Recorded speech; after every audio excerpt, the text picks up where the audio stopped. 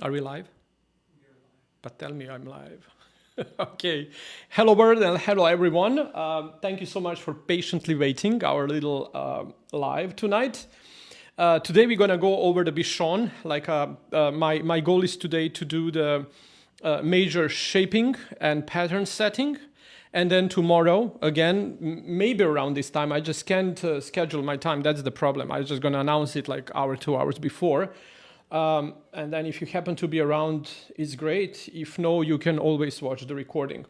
So yesterday, I draw your attention to the breed standard, whichever breed standard of the Bichon you want to follow up. It's a FCI, it's a UK, it's a, whatever, AKC, whatever standard you are going after should be representing the breed. So you don't go to UK show or you don't go to American show or the FCI show and you cannot recognize the Bichon. It's just not happening. So the Bichon is the Bichon. The words used to describe the Bichon in different words are the cultural difference. So that's kind of how the Americans or how the Europeans or how the other people, which words they would use to translate the best possible translation of the original standard of the Bichon that's probably written on the French. So that's the problem. Oftentimes, the breed standard got lost in translation. And I just want to read again. So I draw your attention to the AKC because now I'm kind of like living here in America. If I want to show the dog, I'll probably follow up the lines within the AKC dog standard. And, you know, the entire 2 pages got condensed to this, what I highlighted. So this, what I highlighted here, is actually the wording that actually talks very specifically about what do you want to emphasize and what do you want to care about when you're grooming a Bichon. So the way how I gonna groom Bichon today is not how you gonna groom Bichon. This is not how you groom Bichon. This is how I groom Bichon, and this is based of my understanding and my analysis of this, what I gave like a couple of hours maybe today and yesterday to reevaluate my already knowing things about the Bichon grooming. So let's now go again and let's see what did I highlighted in this standard. So out from 2 pages, I condense it maybe to like let's say 3 paragraphs. So you don't even need to understand and read the entire standard, just rather to read a couple of paragraphs. So what does it says first? It says the proportion. So now I'm going what I highlighted. It says proportion, and the same thing what we said yesterday. So the proportion, the body from the forwardmost point of the chest, so forwardmost point of the chest would be somewhere here, to the point of rump, so whatever line this is the forward point of the chest, this is point of rump. It says it's 1/4 longer than the distance between withers to the ground. So let's say withers would be somewhere here, let's say, and this would be the ground. So the dog, this is the height of the dog, this is the length of the dog, and the height of the dog, let's call it h, and the height of the dog would be, the length of the dog would be equal h plus 25% of h. So if, let's say, 10 inches would be a height of the dog, how long would be a dog perfectly? How long would be a dog perfectly? If anyone is with us, you can write it in comments. So it would be 10 plus 25% is 2.5 equals 12.5 inches would be the height, the length of the dog, ideally, if the height of the dog is 10 inches. If the height of the dog is 20 inches, you will go like a double. It would be like a 25, and like length of the dog would be 25 and things like that. Why this is so important to work with the numbers and to play with the numbers? Because as much as we play with the numbers, with the mathematically proven right, this is not Sasha told me. This is written in standard. And more you play with the numbers, oh, if my dog would be 11 inches, how long the dog would be? Okay, and I calculate. So there is a little more task for you. So if there is like a task for you home, tasks. Okay, what would be the task? One, dog height is 15 inches. Length is how big? And the second one can be like length of the dog equals, length of the dogs equals, let's say, whatever, 27 inches. How high is the dog? So those are the questions you need to answer. That's kind of a little homework for you. Play with the numbers. More numbers you put together and more you play with the numbers, easier would you teach your eye to recognize the balance, to recognize the right. You don't learn about the proportions by grooming dogs. You learn about the proportions by doing math. Because math will learn your brain to balance your eye to see the right. You won't know when after I was like expose myself to this kind of learning and teaching later on. I was just focusing myself on the math. So what I was not satisfied is by seeing dog that doesn't fit my math. And the math was not something that someone told me. It's literally written in the breed standard. It says. So it's not that you are turning. Why? Because why this is so important? Because oftentimes you will go to the grooming show and someone will put the dog and then they will teach you how the Bichon is a square. Should be short as possible, compact as possible. Put it in a square. And then when you do that, because that is why we have a Bichon. Bichon is described in the breed standard, and it should look like it's described in the Bichon standard. Okay, let's move on. Let's move on with this. So what does it say next? The body from the withers to the lowest point of the chest represents a half of distance from withers to the ground. So what that says? So that's the next step here. So if this is a height of the dog, and it's 10 inches, the lowest point of the withers should be in the middle of that height. So meaning that the depth of the chest should be 5 inches, and actually particularly the length of the front leg might be of equal size, so it will be of 5 inches as well. This is not my telling you the story about how length of the dog body should be. It's written in the breed standard, okay? Okay, compact substance is compact and medium bone, neither coarse or fine. So that's already. You don't want to have a chubby dog that usually you would see the Bichons very chubbily groomed. And then when you touch them, you would come down to this. When you touch the body, there would be a nice substance and actually very compact and medium bone through. Not coarse, neither fine. So that's very important. Which part of the dog's body refers to, is the dog compact or not? Like what part of the dog's body refers to the dog's compactness? Are you maybe aware of that? In order to answer that question, we need to know ask ourselves another question: is what the compactness actually what compact as the word actually means. What does it mean for something to be compact? When we talk about live animals, the compactness has very much ability and actually very much intense ability into interpretation into a function. That's important. So compact is a dog that functions with the less use of energy. What does it mean? Function, what does it mean? Dog doesn't function when they are sleeping and when they're laying down. The dog function when they're moving. So the movement is very important when analyzing the compactness of the dog's body. And there is a specific part of the dog's body that creates a crucial role in compactness. That's not written in a breed standard. It's a kind of the common knowledge about the dogs. And in order to answer that question, we need to understand the logistics of the movement. And now I'm asking you, if anyone with us is there, watching this movie, watching this recording, is how the dog body move. Which leg moves first? Front leg or back leg?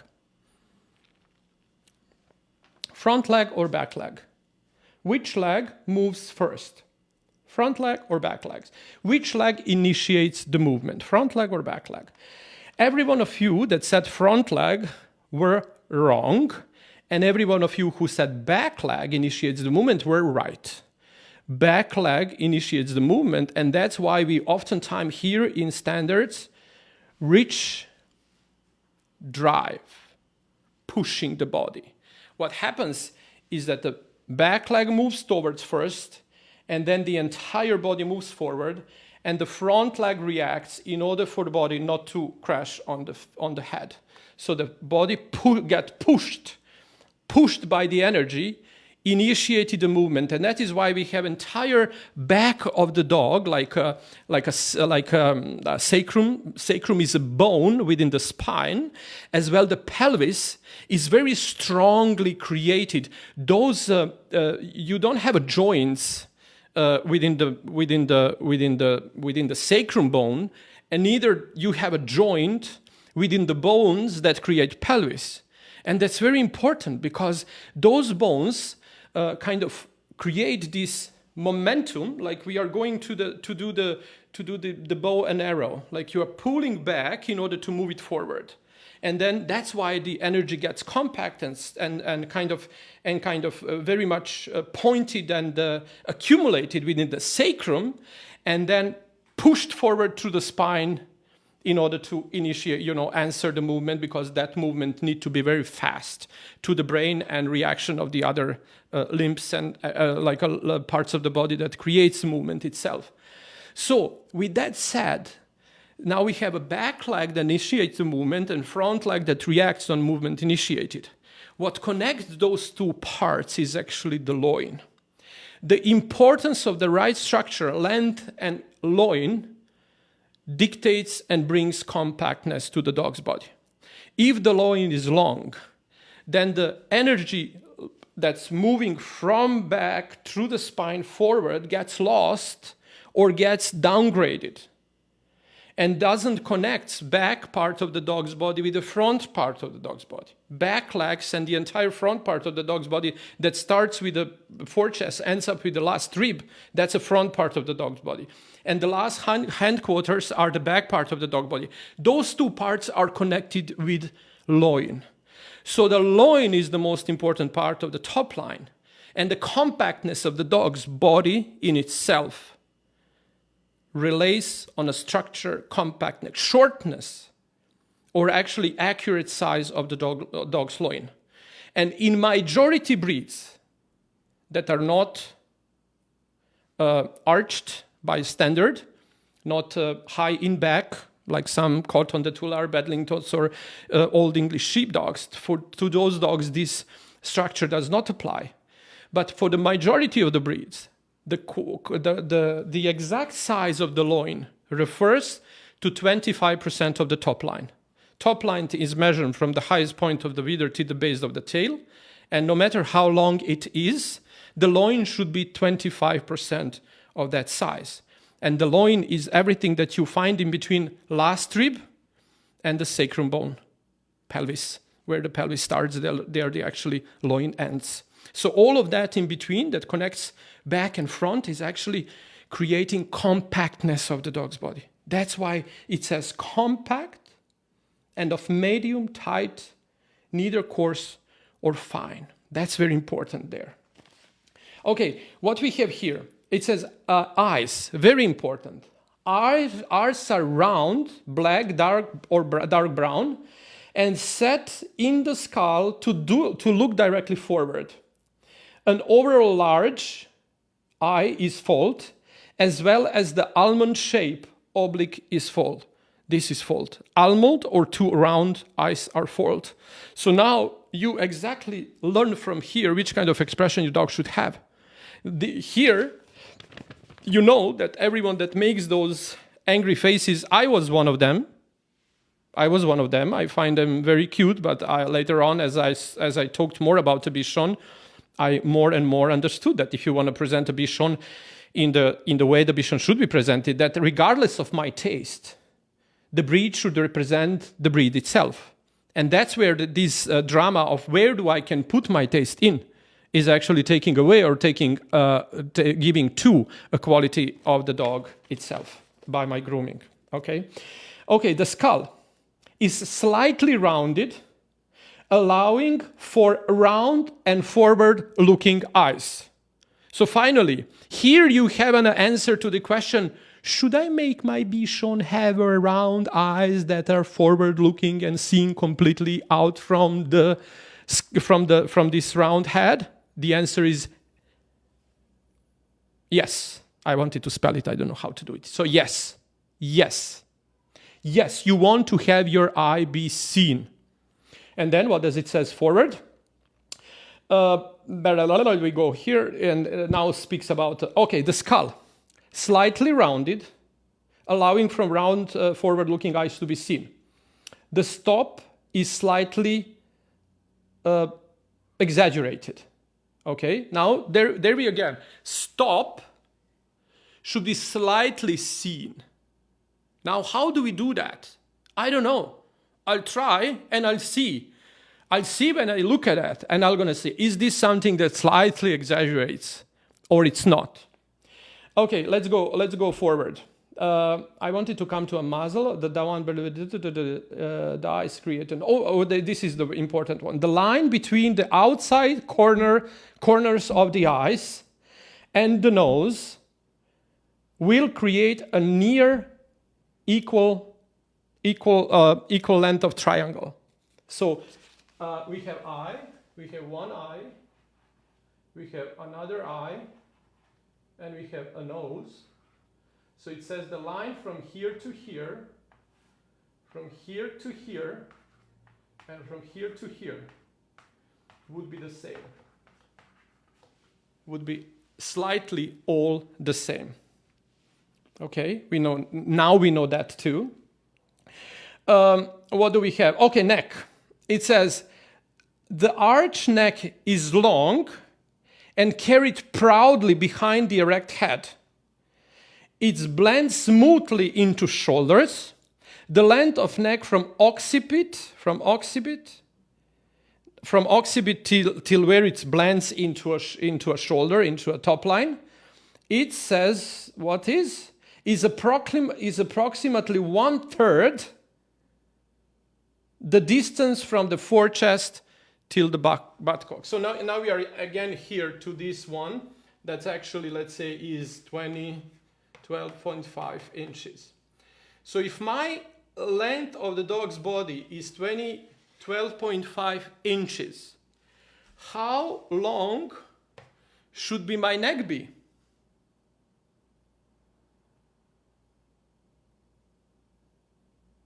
It should be 30% of this, so it goes like 12.5 times 0.3. How much is that, Vedrane?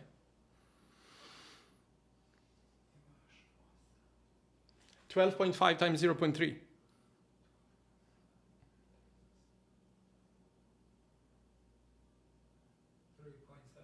How much? 3.75. Oh, you didn't see this? Okay. So it says 3.75. Now what it says, a neck. So if the length of the dog's length, is it that like that? What does it say here? Neck. It's from occipit to the withers is approximately 1/3 the distance from forechest to buttock. Yeah, it's 30%. That's 30%. It's 3 times 3. 75, it's almost 4 inches, let's say 4 inches. So if the dog, and now you again, play with the numbers. Play with the numbers. Again, you can add here, equal, if your dog height is 15 inches, dog length is what is, and then add here how long should be a neck. And also add that question to this one. If the length of the dog's body is 27 inches, how long is the head, how long is the height of the dog? And how long is the neck? Play with the numbers. More you play with the numbers, more you're going to be able to see it faster. Okay, let's go forward. The chest body, the top line is leveled, except for a slight muscular arch over the loin.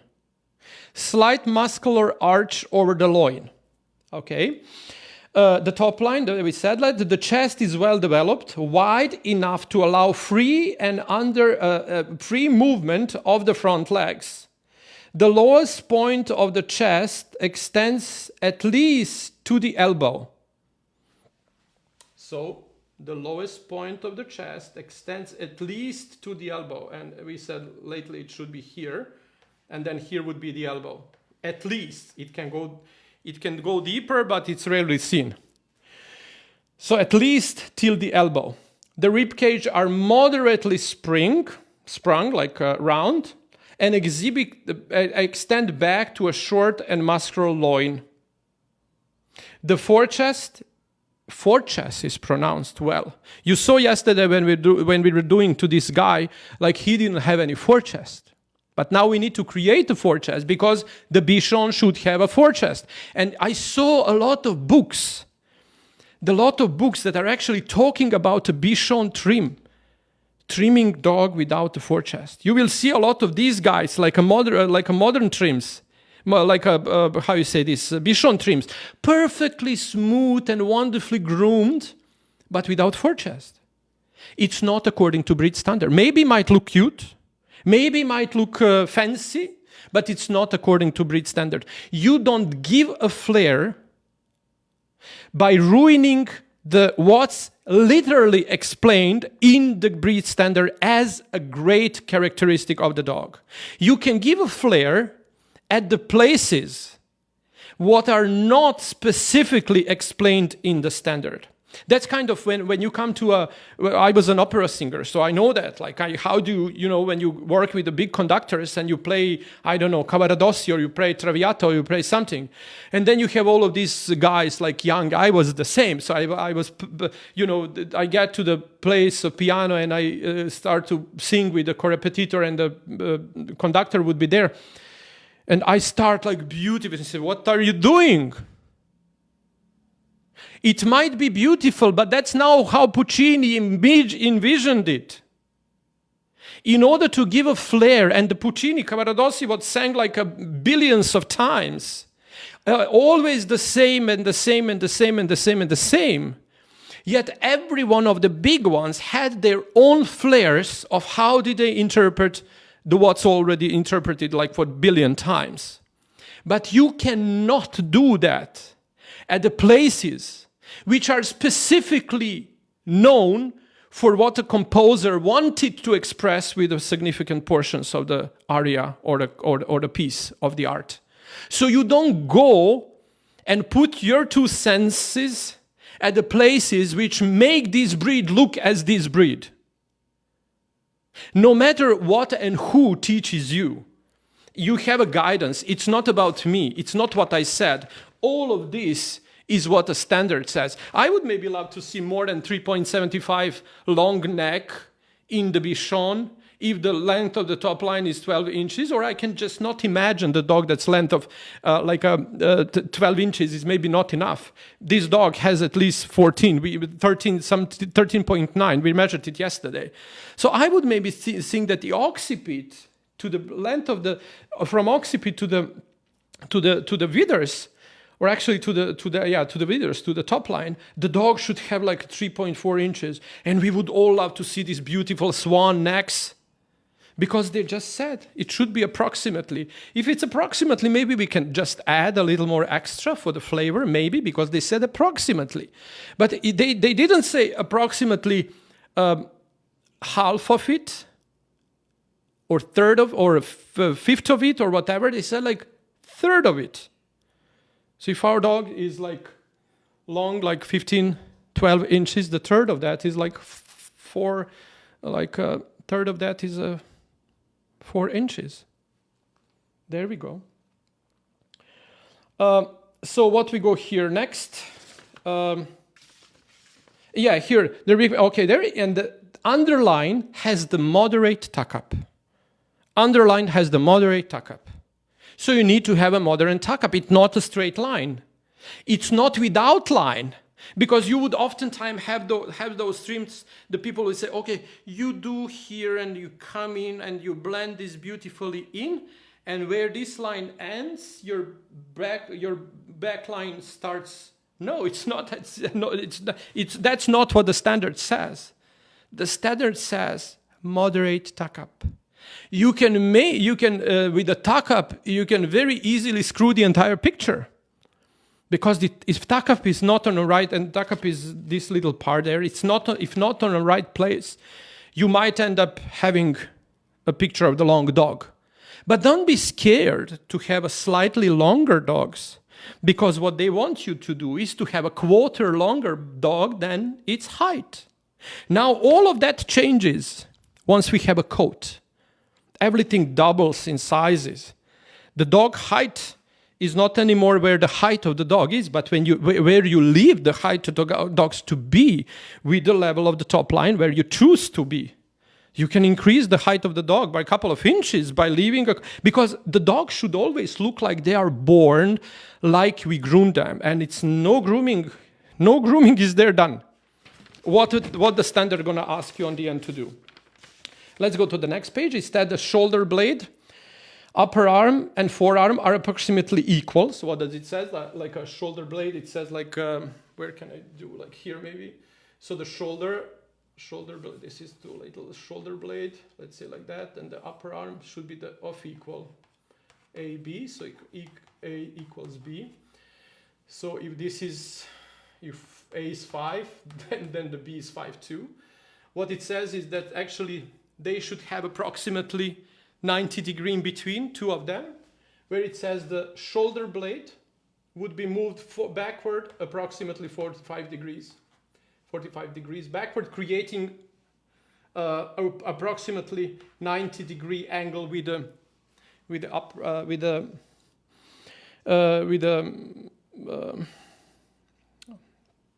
how you call this one? Forearm, yeah. The shoulder are laid back and nearly 45-degree angle, so that's what I said now. The upper arm extends well back to the elbow. That is placed directly below the withers when watched from the side. So we said like here, it's well laid back and blends into the elbow. And this is now elbow, but elbow is set well under the highest point of the wither. So this is elbow. So this one should go a little bit like that. For example, let's say this is not good. It's 40%, this is the 90, but this should be like elbow, highest point of the wither should be under. That's kind of like usually to majority of the breeds. The elbows are held closely to the body, okay, so they blend nicely to the body. The pasterns slope slightly from vertical, so they are like from the vertical. So that's very nice when we groom the Bichon front leg, right? The slightliness, so this one can be like that, and slightliness of this sometime. It looks very nice when you just slide it a little bit from the underside, because it can give them that little extra of the height of the length, because instead of messing the length with a tuck up and then ruining the entire picture, what we can do is we can do it little here and just make an illusion of that. Need to. I'll show you how I'm doing it. It shouldn't be like so kind of like too much of the doing, but slightly millimeters can help a lot. Okay, it says like.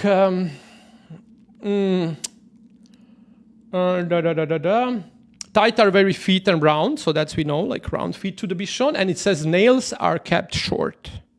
That's what it says. Nails are kept short, and as shorter nails you have, nicer, tighter paws you can create. Because oftentimes you're not able to create a nice paws to the dog, especially to the bevel foot, if your nails are too long. Especially the nails, and now at this point, like to the groomers and everyone watching this, like front nails, the nails of the front leg are so important for the overall balance of the dog's body that it can ruin the entire picture. Not only the balance of the dog you groom, but the level of the dog's health can be ruined by the front nails that are too long. Because what's happening? The entire dog's body should rest and lay on front legs. That is why the front legs are not attached to the body with any joints. The front legs are attached to the body by muscles. Why? Because they are amortizing every movement. So whenever the dog lands on front leg, the body moves like amortizer. They move back up and down, up and down.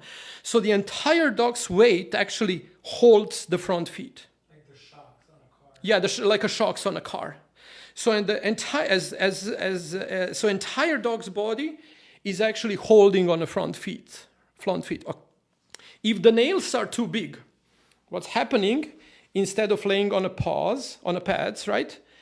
The long nails are pushing the pads backward, creating more pressure on this big portion of the pad, the end of the pad, that actually ruins the balance and biomechanical model of the front leg, that loses its balance, and instead of landing on the front feet, is actually translate to the hips. And there is why we have so many little breeds that might expand a fake dysplasia, as commonly known in the world, like how the little dogs have dysplasia, because they're overwhelmed with the long nails that are actually creating much more pressure on the hips, because the entire weight is now shifting from the front leg to the back, and that shifts actually creates a pressure that when the dog moves, actually they're grinding their bones of the hips much more than usually and should be. And not only that, it's not ending on the hips, it's actually ending on the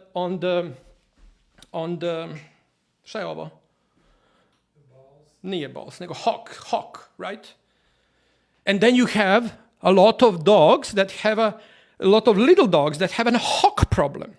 And then it's because he's jumping too much. No, it's because entire balance of the front leg ended up on the back. And what's the reason for that? Oftentimes, everything of that disappears if you keep the front nail short. When I said short, it's mean really short, to teach your clients to do it every day. And then the dogs can nicely rest on their pads, actually, on the pads where actually the balance is again moved forward completely, and then the dogs rest on the front pads. So that's kind of, and even standard says the nails should kept short. Okay, the hindquarters. The hindquarters are medium bone, well angulated, with the muscular ties and spaced moderately wide. So that's very important to know. And oftentimes the Bichons are seen like this. Very easy to see this nice wide shape of the back legs spreading themselves widely. The upper and lower thigh are nearly of equal length, meeting as well at the bent stifle joint. The leg from the hock joint to foot pad is perpendicular to the ground. So now we know which kind of hock we should groom to the dog. It should show the perpendicular should be perpendicular to the ground, no matter of what our taste is, because the standard hijacked our tastes. Even though I oftentimes like to see more flare in the back legs, who care about what I like? It says how it should be. That's it. Now we are coming to that. Texture of the coat is of utmost importance.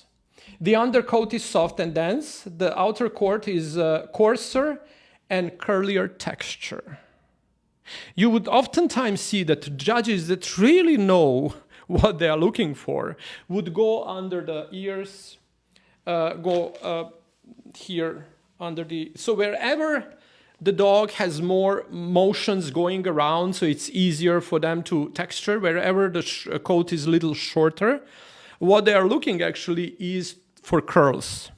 So if you really know Bichon as a breed, you would know that you will want to have a powder puff overall appearance, but you want to show slightly on a certain points that the dog does curl, because then you're going to show how really you care about a breed you present. And it says forwardly, Okay, then it goes the and now it says what's not. It's not good to be like this and like this. Okay, and the trimming. Look at now we have a trimming section in a breed standard as well. It says like coat is trimmed to reveal the natural outline of the body. Now I told you all of this. I was telling you what to do because all of this should be revealed by the breed standard, because they said by the standard it says that the coat trimming is to reveal the natural outline of the body. It is rounded off from any direction and never cut too short as to create an overly trimmed or squared off appearance. No square portions on the Bichon body, no matter how much you would love not to see that. If you want to do those kind of things, then you compete in a free salon freestyle. But that's what I was always when I judged grooming competitions. I was looking for the people understanding this. Not to impress me with the European flares and standards, and I would get a message in the middle of the night for the shows that I was going. Do you like waist on the poodles? I said, what does that do with? Do I like? Should the poodle have a waist or not? It's not about my liking or not liking. I can like a salon freestyle. And then I said, this salon freestyle is a freestyle, and so it shouldn't be judged by the judge. The salon freestyle competition, I think, should be judged by the owners of the dogs, and they would come say, "Oh, I like this one or like that one." I think that's what we need to strive for. You're either going to breed up to the breed profile, or you're going to salon freestyle. Every single Bichon that's styled in a sense of being extremely squared because it's nicer, because it's popular, is taking away the essence of the breed. It doesn't care about do I like it or not. It's care about do I represent the thousands of years and thousands of breeders and thousands of selective breeding possibilities that should appear the dog in a way in which we should preserve the dog if we want to, deal with this sport in future to come. So the furnishing on the head, beard, mustache, ear, and the tail are left longer. The larger head here is trimmed to create an overall rounded impression. The top line is trimmed to appear level. The coat is long enough to maintain the power puff look, which is characteristic to the breed. And with that, powder puff look, yeah. So with that said, now we analyze, and this is what I ask you to do for everyone that did the homework, was yesterday here, wanted to do something on their own. This is what I ask you to analyze, and today I analyzed it with you, so you see how it should be done. And this is, if I'm gonna create a video about this later on for my YouTube, I would say this is not how you should groom a Bichon.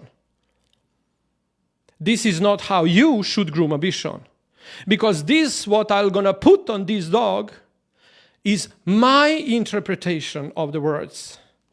My subjectivity of this objective vision of how the dog should look like. All of these are numbers. And this is like a little task that I added to your agenda. This is what I came up here with, whatever is this here. And now what I need, where do I go from here? I go from here in deeper analyzing the mathematically structure of the Bichon. It doesn't care about a beautiful Bichon that won Best in Show last month in I don't know which show, Atlanta or Interzoo or whatever, because that's what the people are doing.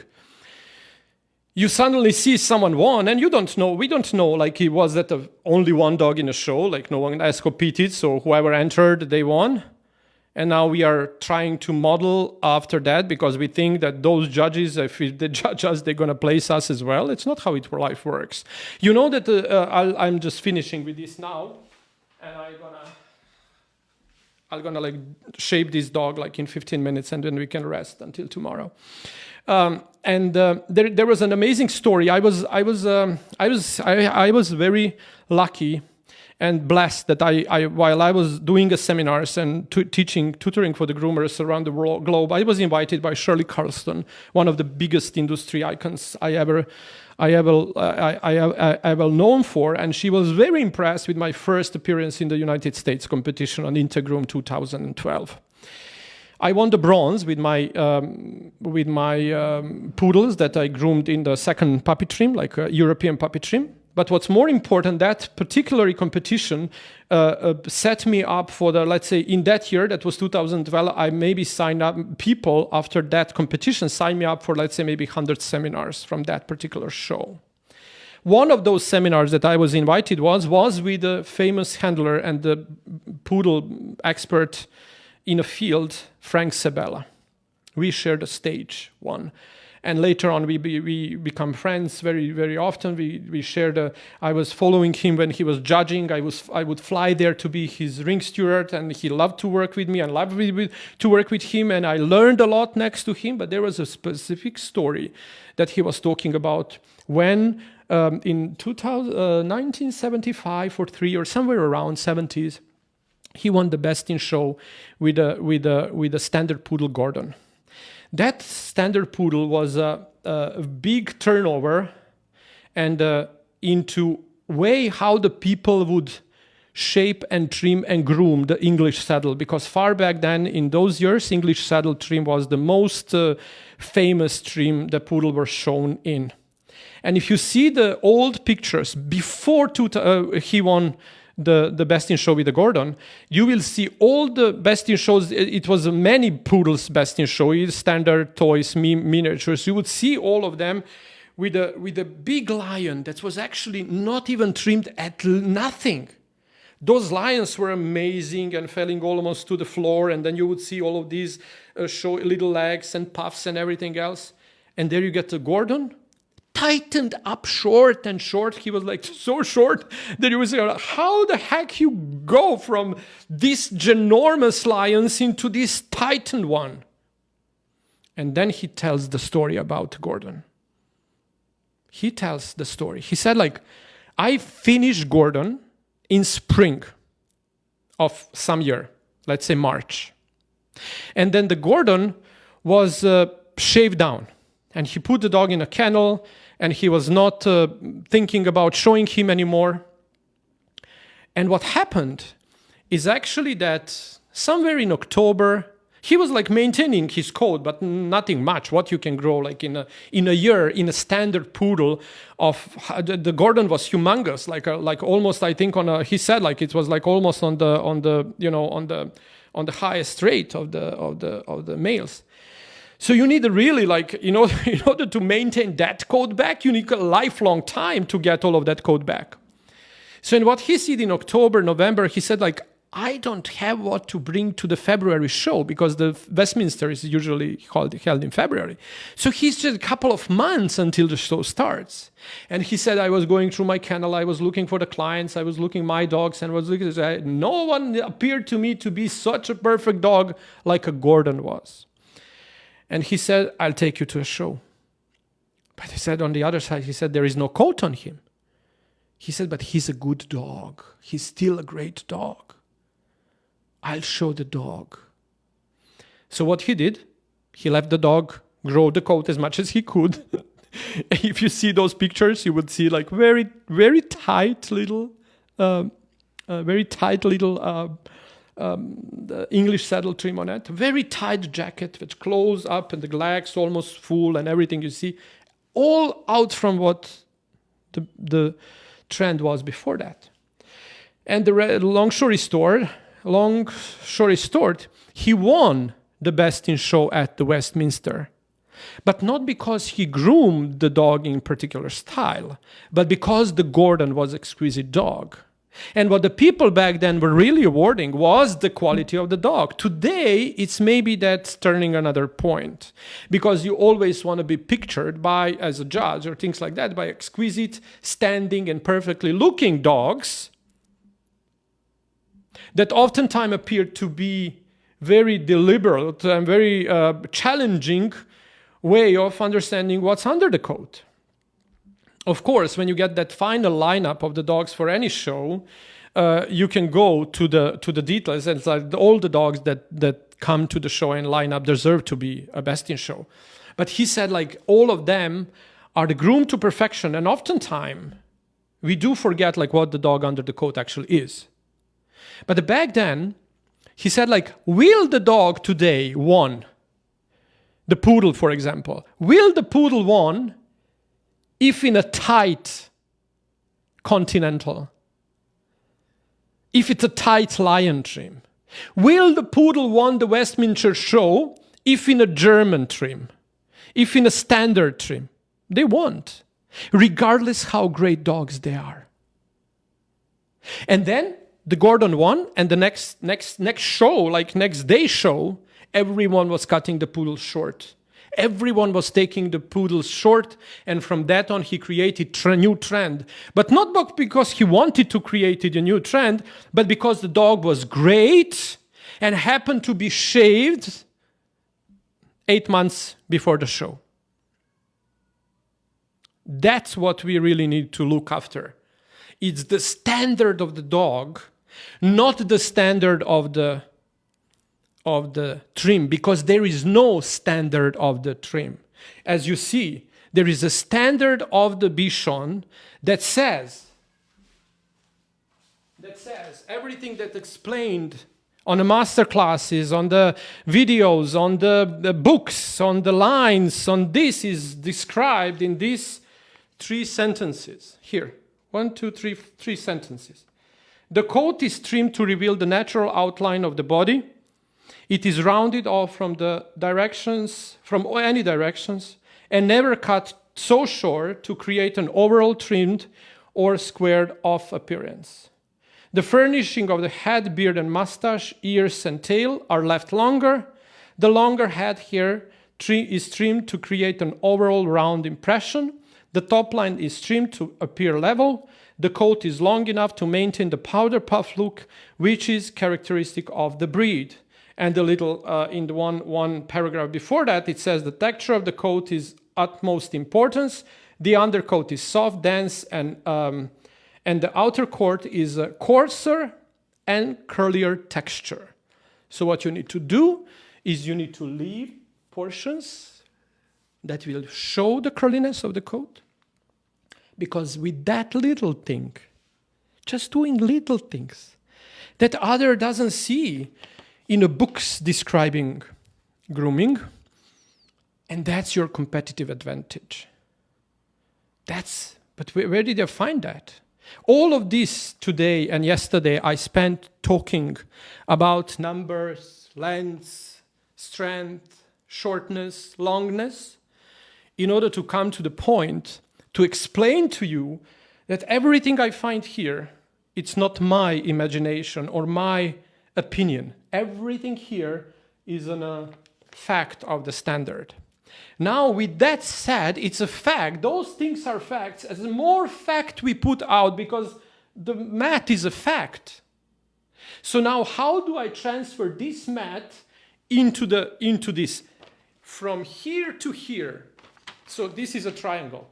Standard, understanding, it's this. So this is a math behind the standard. So that's the standard. This is a dog with its own faults and characteristics of the dog. And then there is me. I am the artist that want to put this beautiful little puppy into as much as closest to my interpretation of this. So tomorrow when we finally get this little dog be finished, you will see how you not to groom Bichon. Because in your formula, when you take your little dog, I always suggest you to take a model dog. You don't want this to do on a live dogs. Because you see, I'm talking here like for an hour. I want the dog to stay here, lay down, think about, and now how do I practice this on a live dog? I need to have all of this code that I need to keep maintaining, which kind of life the dogs have, and where to use those dogs. If you have an average grooming shop that you shave down all day, but you still need to be a master of your own craft. And this is where you can master your craft on the model dogs. Because here, you can stretch yourself. You stretch your limits. You stretch your mind and your body. You stretch yourself. But you do with your body and with your mind and whatever you want. But do not make someone else sacrifice for you to learn, for you to improve, and for you to show your magic. I stopped giving seminars, lectures on the live dogs because we are in the era where the dogs are actually gravitating away from the long coat, so they don't need to have a long coat. Neither you need to have a long coat because you can make your art on the dog. And here you can't have any excuse why you didn't do it right. You didn't do it right because you just didn't know better yet. So this is a standard in numbers. More numbers you play with, easier would be for you to see. Then you have a dog with its faults. So now I will know what I need to achieve, and so what I'm gonna be higher, longer, this, that. How I gonna make my eyes be pleased when see the picture? Because my brain gonna recognize. I will not measure my dog after I'm done, but I will look at my dog until I'm not pleased. When I will be pleased? When you have those, like a click, like this. This is my eye observing the dog. And this is my knowledge about numbers. This is a fact. And this is my eye. And they would just start trying to look themselves. I would try to do something more. And then at one they would just click like this. And we say, oh my God, it's perfect. Leave it there. But for that you need to learn. And that's only one aspect. I'm giving you all of this here at this point because this is not what I'm gonna talk in my challenge, 3-day challenge. I'm gonna give you all of this on Friday. We start on Friday. I'm gonna give you all of this because I know that you want all of this. But more importantly, I'm gonna help you sort your knowledge you already have about dogs. Maybe you don't have these things. Maybe you don't know these things. And I'll teach you how to learn yourself these skills and things. But I want to utilize all those hidden gems that you have in already your possession that can turn you from the local groomer, like local groomer, doesn't sound well. And the people, and that's how the people treat us as an industry in general, right? You need to make yourself be artist. You need to make yourself be expert. You need to make yourself be a local celebrity, a local dog expert. And that's what I'm going to teach you: how to change a public perception. What's the public perception? Your public perception is your local market, your people in your town, your people in your street, not your colleagues, not another groomers that you need to impress with a better job that no one cares in your community. But then you come, but if I place my trophies, then they're gonna see how great groomer I am, accepted by the community that actually doesn't spend nothing more than bitching about all of those clients about how they neglect the dogs. They don't want those trophies. Those trophies mean nothing to them. They might maybe, for a short period of time, boost your self-confidence. But when you will see that those trophies doesn't bring you any fulfillment, neither help you long-term succeed in your business, raising your prices, making yourself become more valuable person in the local community. You don't want your child to go to the school and then the other moms would say, she's a groomer. Bleh. Not that that's what we created out from our industry, because the low self-esteem all of us had about ourselves. And then we try to fix it by going and competing and trying to reach the top 1% of the people that are untouchable. You can't join that class. Neither you are welcome there. And it's a lot of sacrifice. You don't go after them looking how they do. You go after them and see which kind of life they live.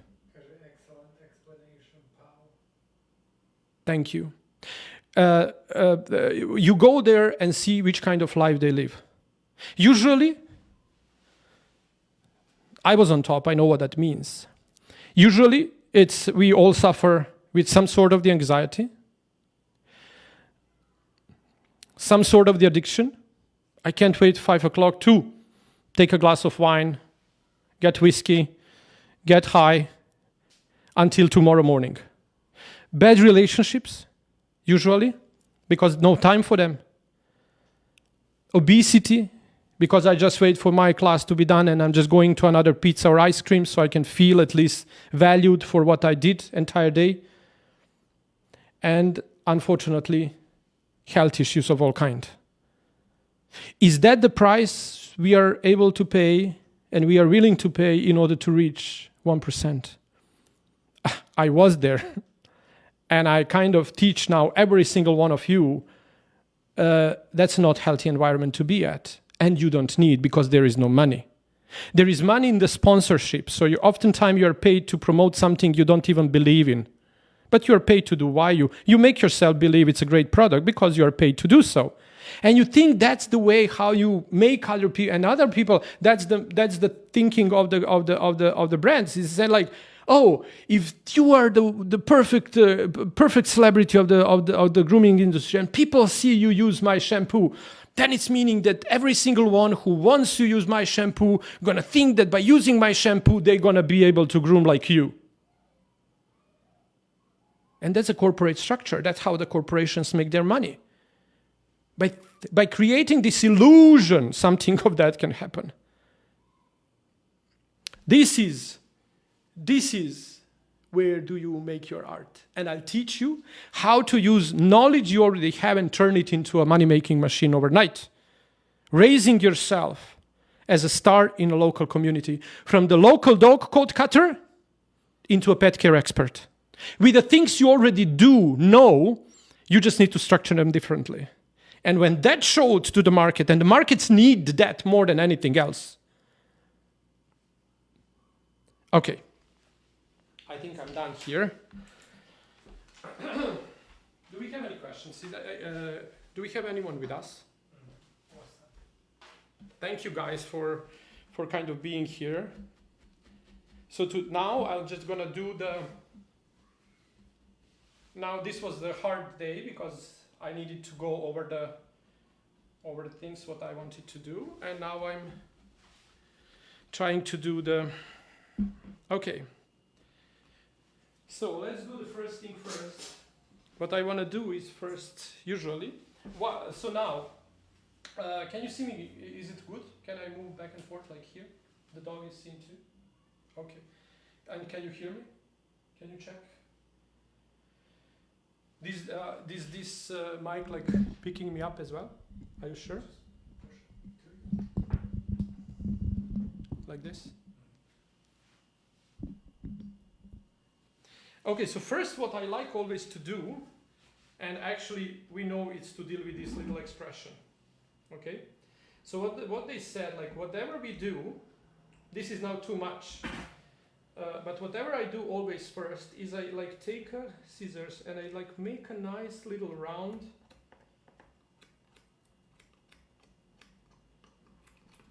So I'll be able to expose an eyes a little more than they were before.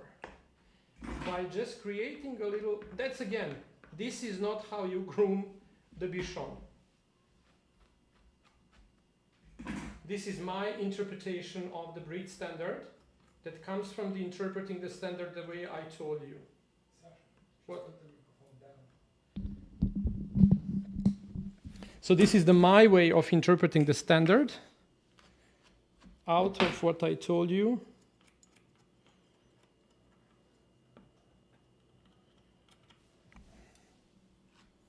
I feel like women are more undervalued and shamed into accepting less until we feel confident. Kimberly Malatas. What? I feel like women are more undervalued and shamed into accepting less until we feel confident. Yeah, but you will never feel confident enough because it's always about stepping out from the comfort zone and doing what's supposed to be done regardless of the feeling. Because the feeling is always something that can prevent us from doing it. And then sometime when we are forced to do something that's good for us, doesn't necessarily need to feel comfortable. But after doing it, the reward that comes back is much rewarding because you stepped out from your comfort zone. And oftentimes the breaking through it would be, for example, I was very low self-esteem through the life when I went. It's because I have, I was growing up in a socialist country. I was growing up with my father was having like, how can I say? My father was having a $5 paycheck and I was grooming for $200. So that's where my dad was like, when I was bringing home my checks, because I was doing it from my home, when I was doing my checks, my dad would like cry on the end of the day and telling me like, this should be opposite. It's not you who should bring money to the table, but me. But the only thing why I was doing that is not because I felt comfortable or not comfortable, because I knew what was right to do, and I didn't let my emotions stop me from doing it. Because then we end up in this circle, and that's what I'm gonna talk about that on the day number 3, are the emotions. How the emotions are set us back for this continuum of obstacles that we cannot bypass.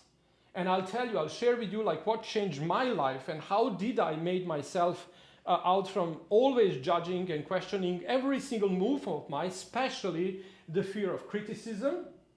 How did I overcome that? And how did I, for example, I just want to share with you, how did I turn my TikTok into a money-making machine overnight? Like we had an increase of my TikTok appearance that actually finally impacted my life, not because I share with the people how I groom dogs. They don't care about that. But what they care about is about the dogs, about their dogs. How to have a better life with their dogs.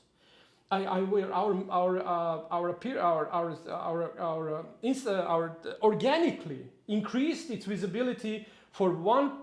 Yesterday they showed me like I was thinking like 500,000% was something, but TikTok went from 1.3 million% increase in the visibility, only based on the topic I was starting talking about. Every one of us, every one of you has that knowledge within. But we need to learn, we need to create a support, we need to create an environment in which you will be supported and feel support from the industry, right support. When I said, what's the problem of me sharing your post about having your cosmetic when I'm doing it the same? This world is a world for everyone. And if we won't support each other, who will? Okay, so I'm done here. I'll come back to that later. Okay, because I want to do this line now. So let me just shape the...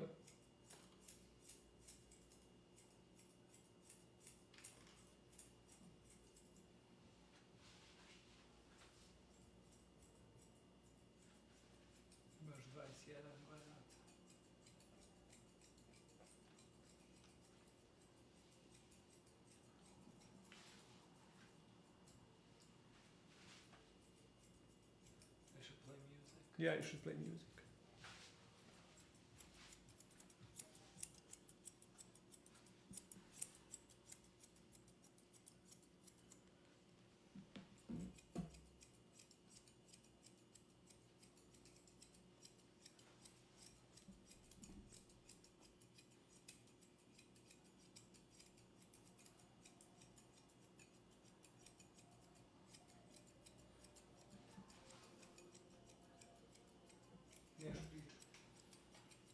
Would you mind listening to music, watching me without any talks? Because I don't think so. I can talk too much while I'm grooming, and I can do this very fast. Just I can't talk too much. That's my problem.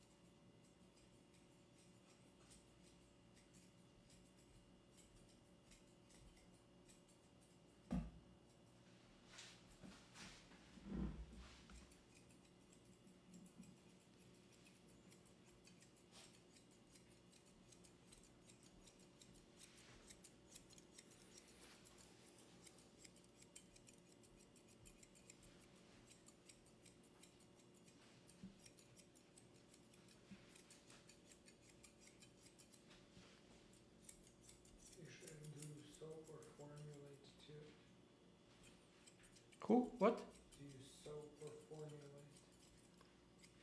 Yeah, we did. I formulated it myself.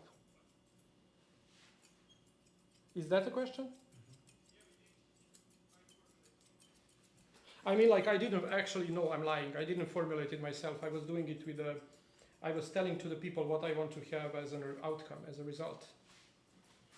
And then they helped me doing it. They formulated it for me.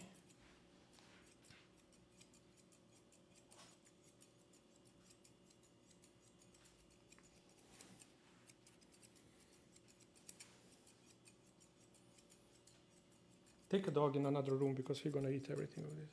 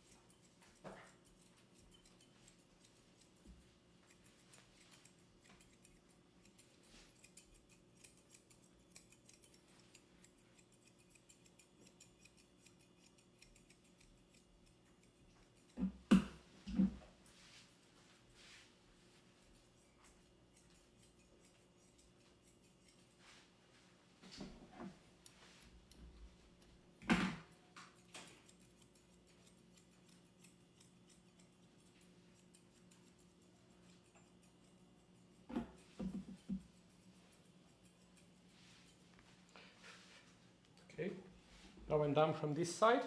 So let's see what we have done. Just a little bit. What I don't like still is too heavy in this part, so I'm gonna take a little more out from this. Head is still too heavy for this body, up to me. Let's see here. Almost the same. I didn't measure anything. Like this is a top line, the front leg and the top line are the same. My elbow is under the withers, that's the same. The length of the dog, let's just see what have I done here. Length of the dog body, as of now. So you see, I also, let me just go out and see out. Can you see it nice from the side? Can you see it? No, you don't see it, čovječe. Pa vidi oceko si mi noge. Vedrane.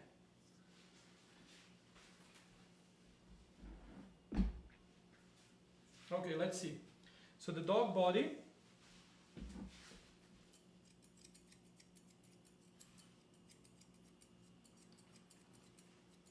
So you see I have a forechest. I have a front leg. I'm maybe they're too wide still. But let's see how big it is. It's like 13. And it's 10. So what do I have? I have like just a little bit less.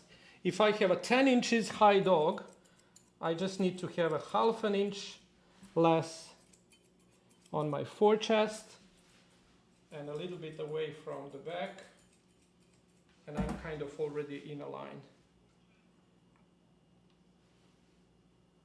There you go. 12.5 with a 10. So that's kind of, so this would be something what I need to kind of keep. Length of the front leg, depth of the chest, this is all good.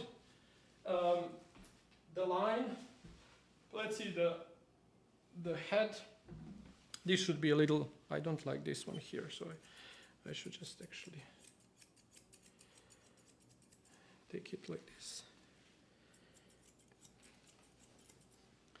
Okay, let me do now the another side too. This is first putting the lines in the dog. So it's not the finish. We're gonna finish it tomorrow. I'm gonna again. So now we do the same. Now the other side is much easier because now you just need to follow the pattern of the one that you place there. Is there any time that you prefer tomorrow to go live? Because tomorrow kind of I have opening entire day. What would you love more for me to come? Next time, morning, afternoon, or like a nightish? Like this time. Like this time. The final day. And tomorrow we're gonna finish the doggy completely, so I can take some nice pictures in the Miami area.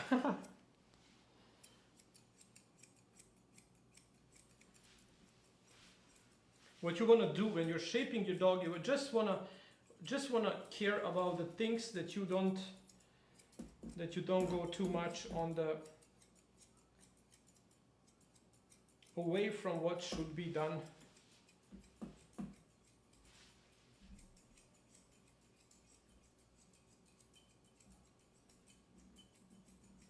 Any preferences?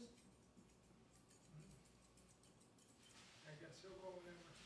Huh? I guess you'll go whenever you can. Do we have anyone? Koliko ih ima? Koliko? Is there any preference for you guys when you want me tomorrow to go live?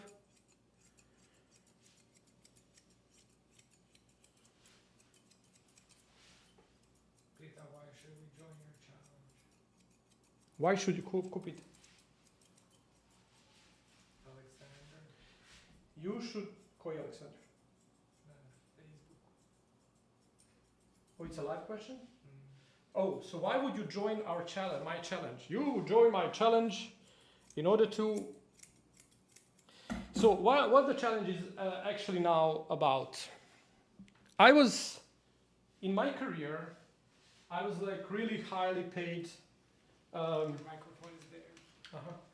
I was really highly paid show dog handler. So that was my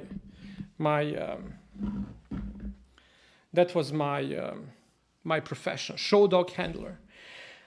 I was handling one of the best show dogs at that time, and I think like that era when I was handling the dogs were like really kind of in and about. So then I learned that competitive advantage knowledge I needed to have in order to serve one client at a time. So when my colleagues were handlers that were charging $100, $50, up to a kind of like success rates and success fee, things like that, I had my daily rates when I'm busy, like the traveling days at the show, and paid expenses. And my fee was like $1,000 to $3,000, depends on was it a toy poodle or a standard poodle. And then like how much time I should have in developing the breed and developing the top knots and presenting them and things like that. So in order for me to perform, I needed to learn about dogs, things that were not mainstream common knowledge. I happened to have one of the best mentors in the world. I was looking my mentors with magnificent glasses, but when I find one, I surrendered completely. I didn't ask why and how. I just watched what they told me to do. I was doing it what I've been told to do, and I developed myself in that one step ahead of everyone else. And that showed in my results. And then I was thinking, when I retired 2015 from the show dog, I was handling my Bichon. That was the last toy poodle I had handled. She was like, and she was winning the world champion title in Milan, a World Dog Show. But the most important that day, I won over one of my best mentors I ever had. He was Riess winner, Riess reserve champion. And I said, you don't go better than this. I retired that day. I said, like, this is it. I'm not showing anymore. I'll just show from courtesy on the shows I would love to show. I won't charge anyone anything for showing dogs anymore. It's not me professionally. Then I was thinking to take all of that knowledge and bring it into a grooming industry, where I started to hold a lot of seminars, a lot of trying to develop people and to help you guys achieve more as a groomers. Because I was thinking, if you would have skills and knowledge that I had in a show ring, that you can use those skill and knowledge in your everyday grooming shop. It's not how it works. And I saw my students over and over and over struggling. The wonderful groomers, the perfect skillers, they know how to groom dogs, but they can't make it. You know that average industry salary across the country is $29,000? Is that worth of money and time and effort and quality of the life we can have with that? And you end up shaving dogs all over the place because that's what we are. That's what the people want. So, and then I started to think about, like, this doesn't make sense because it doesn't work. No matter how great coat cutter you are, you won't be able to make it better because it's not about a business. So what I discovered and what I try to teach and what I now do for myself, I don't talk anymore to a grooming industry. Grooming industry is not my main focus of talking. But why I'm talking to you then? Why you would join me to a challenge? It's exactly because I want to tell you where the money in this industry is. Not because I want to hide it from this end, and I'm not telling you if you are not joining. It's all over the place. I'm talking it loud now. But what I want you to know, you don't need to take my story and repeat it as your story. You can if you don't have your own story. I'm happy to give you. So you lay back on my story and use my knowledge, my programs and everything else to do with them whatever you want and to make money. Because the people are confused. The doggy moms are confused. The doggy parents are confused. They don't have where to move because about the dogs, no one knows nothing about the dogs. You cannot learn about dogs anywhere. Maybe a couple of, you learn on the veterinarian university, you learn couple of things. Because the veterinary university is part of the industrial system and it's always having a public health interest in mind. So when you do to study veterinarian, university I studied, then you study about animal health in regards to a human health, about animals as the machines for the human food production. And somewhere there, the dog is hidden, like a domesticated animal. And like a domesticated animal, no one cares about the dog. Zoologists are not talking about animal because it's a domesticated animal. You cannot observe dog outside the influence of the humans. The veterinarians are interested, maybe you have here and there some publications coming out that are written by the enthusiasts and the people that are actually don't know where to turn for the knowledge about the dogs. But you dedicated your life. If you groom dogs, your grooming skills and coat cutting is just tip of the iceberg. Underneath is a tremendous encyclopedia of the dogs about knowledge that the people are eager to pay for. I got my classes back. Like I sell my classes to the doggy moms now. How to communicate with their dogs better, how to feed their dogs better, how to do a lot of things better, because I know all of those things. I was doing them for the $1 million worth of show dogs. I know those secrets. I know that. You know that probably too, because that's why you ended up in this business, because you know more about dogs than about the humans. But if that knowledge remains untapped in, you won't be able to take your grooming career to a next level. And what's a grooming career to a next level? Expand on existing clients. Give them what they want and what they want to pay for, but they don't have whom to. And that's how you turn your existing clients into much more than just code-cutting clients. Once I started to revealing this program to my clients, to my audience, my visibility turned 1.3 million % times almost overnight.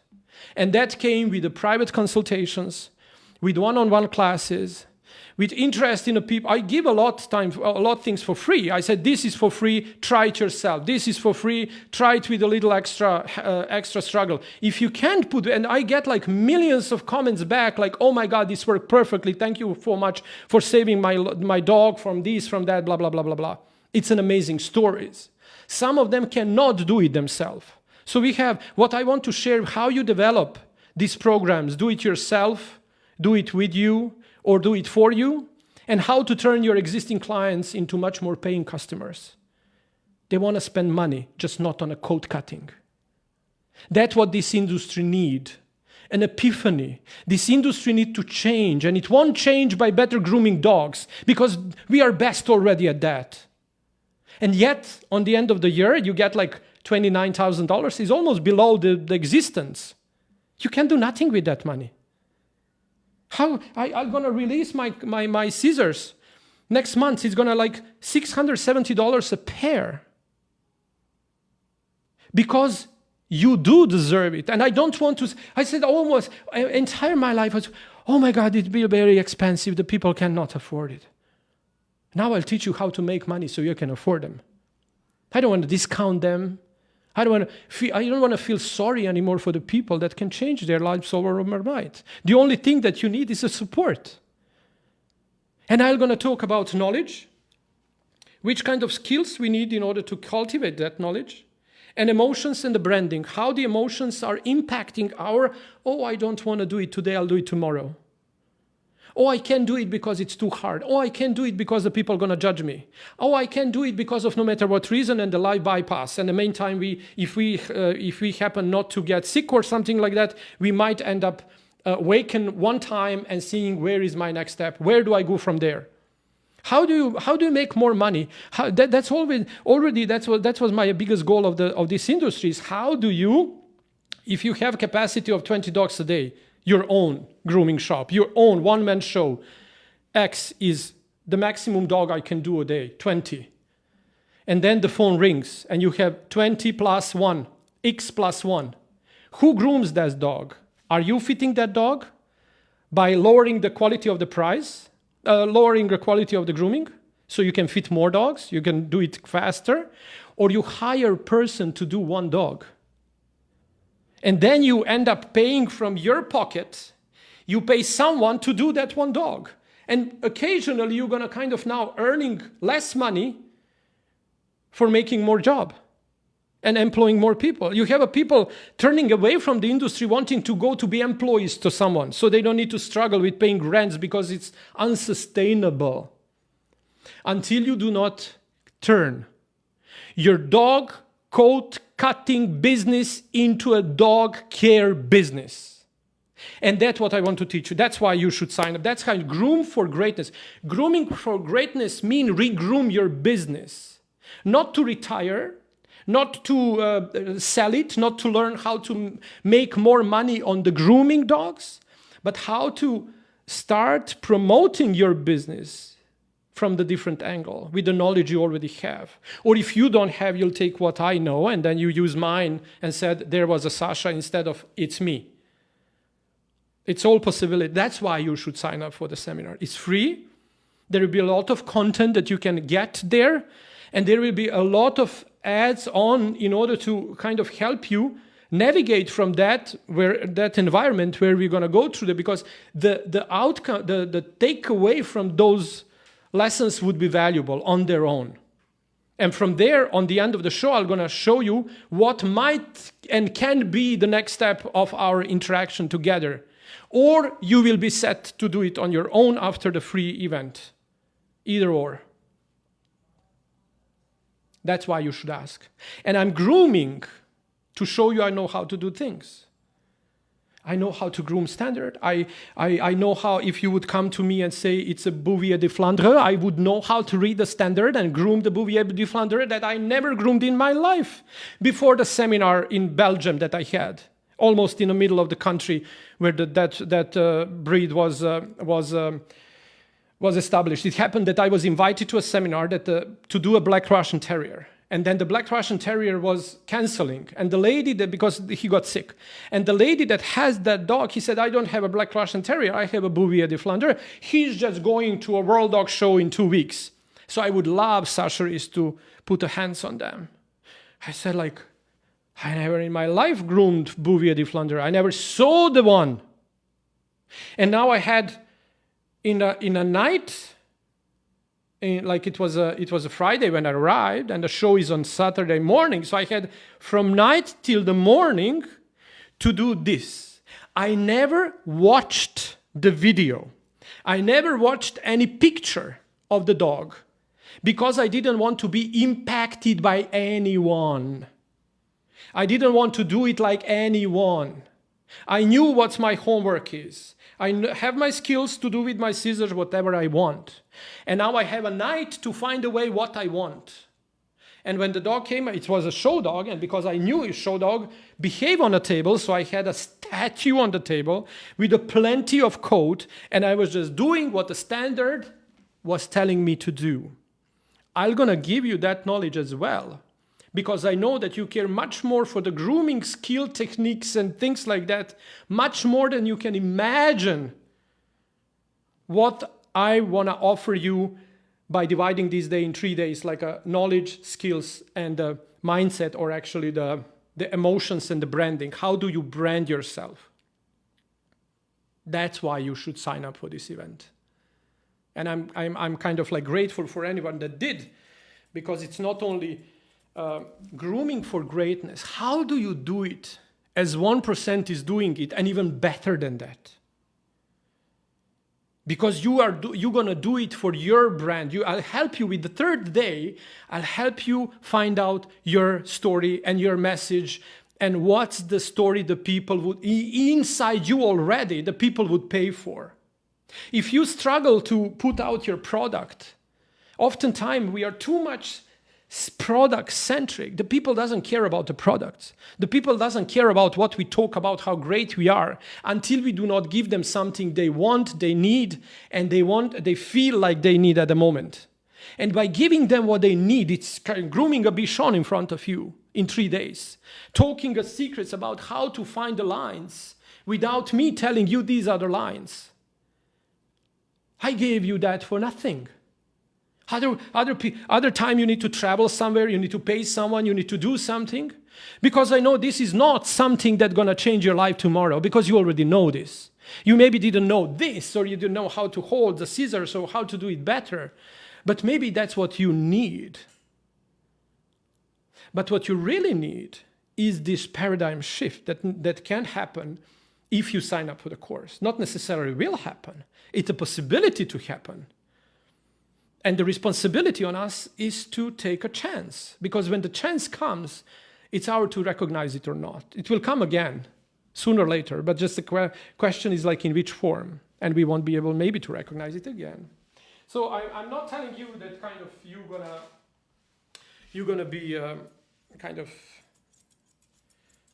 to encourage you to sign up. Because I know what I'm giving out. And I know what I structured my life around. And it's not something that I think. I was having a partner, that partnership blow up like a candle of something, whatever, like a popcorn. But, and this is what I was talking about. I was talking about the right way to build a brand and a business and to build it from scratch in the world that's blue ocean completely. No one is competing in a place I want you to take you. Oh, they said like, Dan, that's cannot be communicated. It's terrible. It cannot. That's not done. No one did it. And no one did it. It's not an excuse for you not to do it. So we ended up for almost leaving $1 million, millions of dollars possibility partnership. We just needed to give a little more of our yes attitude to that partnership. And if we would be driving that relationship in a, Luca, how you say? Yeah, possibly sneaky way, we would probably still be having our checks. But the possibility of giving up the dream for money that you know it's not going to bring because people don't need more stuff. People need problems solved. And the problem of the grooming is no matter how hard we try to groom perfect Bichon trim, it doesn't solve the problem of the average paying customer. Because the people that groom dogs like this usually would do it themselves. Or they would have a highly and respected, payful handler to do it for them. And they are doing it because they have money and they just want to support the sport, want to have their legacy in the breed for no matter what reason. But how much you would be paid to groom a dog like this? Nothing. Nothing. You wouldn't have a client for this. Because the people, on the end, they want to lay down with their dog on a sofa after a long walk in a wood or outside playing in a yard. So they don't want to brush and clean. Maybe you would have maybe 0.1 or 1 or even 10% of the people would do that. But that's 10% is not what brings business. 10%, if you relay your business on the 10%, you are very vulnerable. I was gambling in my life and I lost because I was the highly paid handler and people were laughing at me. He's a con artist because he's charging so much. Every single client got an offer before the show and before the contracts got signed. You're going to be my exclusive one. I'll have one dog, but when I lose that one dog, I lost everything. Some of my assistants would take me away clients because I was 3 times or 5 times, 10 times more expensive than they offered. So she said, why would I pay him when these guys are doing 90% of the job? And then Sasha comes, put 3 times slaps with the scissors on the dog, takes the dog in a lead and just win the prize. But you don't know how much work is in that. How much work is in this 10% that I give to the end? And it was never hard for me to, one client goes, the other come, because I have lined them up. That's what I want to teach you. That's why you should sign up for the seminar. To get guilt away from your shoulders. That there is something that you can learn more about the coat cutting that can improve your business. There is nothing more you need to learn. There is nothing more you can learn. There is nothing more you can sell to the people that are actually not buying that. People don't need nicer coat cut. What the people need is a support, because the people owning a dog are a special type of the people. Wounded people, lonely people, people that are looking for the answers, people that are looking for the understanding. They are just hard to deal with because they are hurted through the time and through the life like we are. That's why we ended up in this industry, because it's easier to deal with the dogs than with the people. But as I said in the invitation, on the end of the day, more you learn about the quality of this business, you more understand how much skills you need in order to deal with the people, because the people are swiping the cards, not the dogs. So the dog is the object of our business, but the subject of our business is the owner. That's the who really cares. The dog in our business is dog. In someone else's business is a potatoes. In someone else's business is a bread, or someone is selling something, or some car. So that's the object of the business. What unite you and the clients? The love for dogs, love for cars, love for bakery, love for singing, love for winery. So love for dogs. But who can be united? Two introverts, people that cannot deal with the other people. And there is a way from that, because I was introvert. I'm still introvert. For me to talk like this, you don't know what's going inside me. It's very unpleasant. My legs are shaking usually half of the show, but still won't stop me. If I cannot come on 6, I'll come on 7. If I can come today, I'll come tomorrow, but I'll come. Nothing will stop me. That's what I want to teach you. That's what I want to show you, and all of that for free.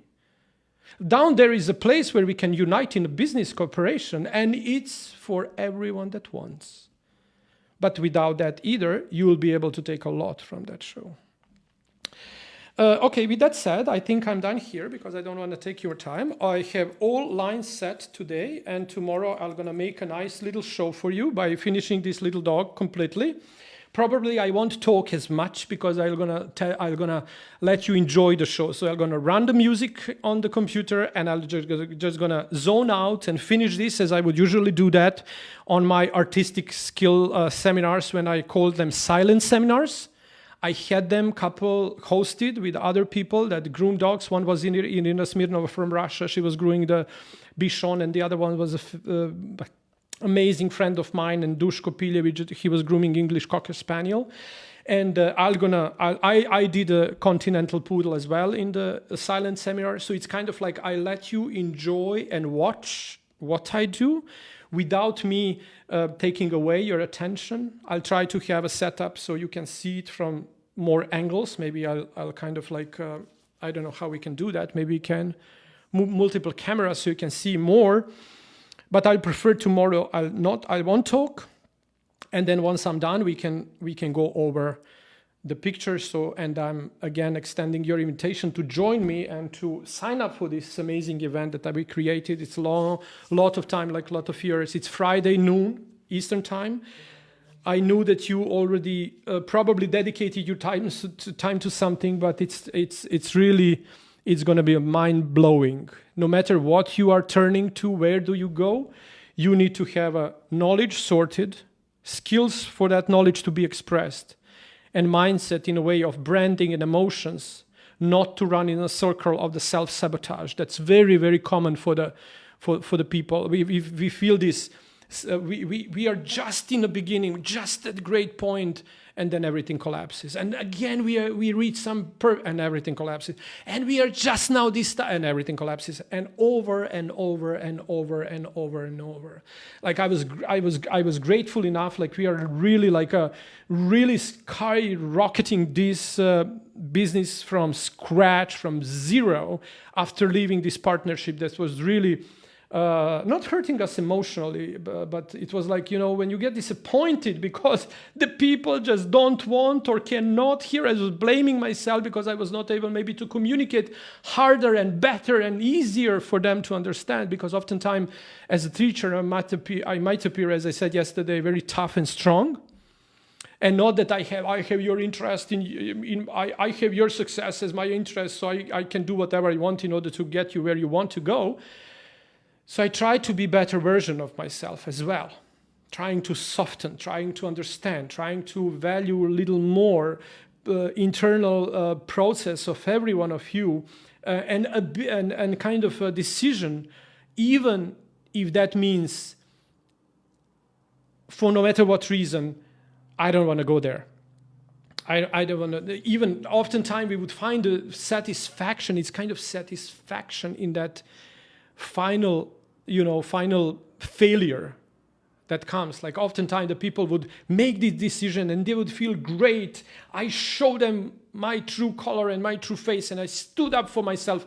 And then next, entire everything just collapses as a cool out karate. house of cards, because it was never your castle actually. This branding, this 3-day event is not about the grooming techniques. It's about pet care, dog care, holistic. How would you start a puppy client on this type of grooming, or is it only taking certain showy trims? So again, to achieve this type of grooming, you need really to have a dedicated clients. They need to, the dog need to behave. This is a weekly trim. So you need to have a dog that enjoys that time. So you need to start a puppy trim from the scratch. Like a dog need to start coming to the grooming to you, and to kind of develop a relationship with you as soon as possible on a weekly basis. Then you're going to be able to maintain the coat. The dog need to have a proper nutrition at home, supplementation at home. So the coat quality, for the coat to stand and to be full and to be good, the dog need to be nourished from within. So you need to have a nutrition properly at home. You need to have a dog behaving in a sense of he want to allow you to groom him for long hours and often time. And then you are able to develop your skills that you already have in order to learn the trim and to implement the standard of the breed, be visible to the eye of the viewer, call them judge. And I would tell again, if you would focus your career on doing this on clients, you will never have a possibility to charge as much as you need compared to time that you will need in order to develop your skills to this point and then to put them in practice of everyday use. So what I love to do now is I encourage my students to practice these trims on the model dogs. So you practice your art and you know that you know. And then you go to the shop and do what the people are doing and paying you to do. And do it from the different angle. You're going to still know how to do it, but you wouldn't regret because the client wants what they want.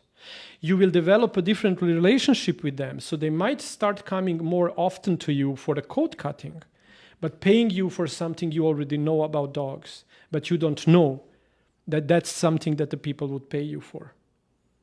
The people are hungry for the knowledge about the proper dog care. They don't know where to turn. Do you know what's the biggest industry within the industry? Like a pet care industry is closely, like now, $30 billion worth of, and closely going towards 500 very easily. Especially if recession or whatever going to come, wars in this uncertain time, it's always great for the business of the pet care.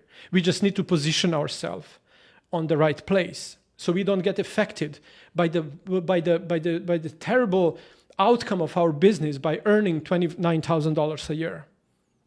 Cut after we pay all the rents and everything else, people and everything. It's someone that earns $29,000 is very much affected with the recession. Very much. And yet the industry skyrockets every single time when the recession comes. So what we need to do there, what I wanted to say, you have like a food industry, and the veterinarians of those total of $300 billion worth of industry are making 80%. The rest of 20% is divided by the rest: boarding, daycare, retail, and the grooming, and on any other type of pet care business. So, but 80% is gone to veterinarians and the food. How to take a share of that portion and put it in your pocket, because the people are paying for that anyhow. They don't know where to turn. Vets are expensive, and they don't know the holistic approach. Because as I explained to you, that triangle of the behavior, nutrition, and coat care is something that only you can provide, because you have skills that are most difficult to develop, holding scissors and grooming dogs. Those skills are most difficult to develop, yet most cheaper are paid for. But the fundamental of the pet care is the behavior and nutrition. And that's what I did perfectly in my life, because I was handling show dogs that were nourished with a food that is still not of mainstream interest. So I'm gonna share with you what does it mean when I say transform yourself and transform your business from the local dog coat cutter into a celebrity pet care expert. First in a local community, and then you can go away from your little city, from your street, from your town, from your country, from the States into the world. Especially if because that's a creative mind, then you come up with some product, then you start selling something, then you become a brand, then you slowly become something that can provide to your family a dream that we all thought it can be achieved by cutting the coat. Okay. Hit the link below. See you tomorrow. Did you said when you want me to go? Great lesson today. Thank you so much for your kindness, inspiration, and sharing spirit. Kimberly, Maestro, Osman Morales, Carabajal. Thank you so much. Thank you everyone for being here. Tomorrow, see you. Did you said when? No, how much people we had? 66 now. 66. So tomorrow this time as well. So 6:30, 7 p.m. Huh? 7 p.m. Eastern time. Is that okay? I like the light better during the day. Now? During the day.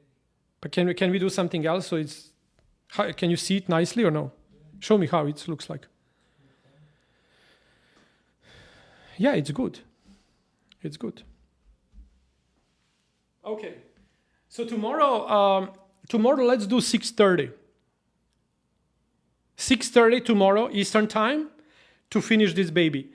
And then Friday noon, sign up for this amazing event. I'm going to take you through the amazing journey of how to transform your the coat cutting, dog coat cutting, so-called grooming business into a celebrity pet care business. Thank you so much for your time. I love you so much for your wonderful words and support. I welcome you to our event. I say hi until tomorrow, 6:30 p.m. Eastern time. Stay blessed, happy, healthy, and God bless you all.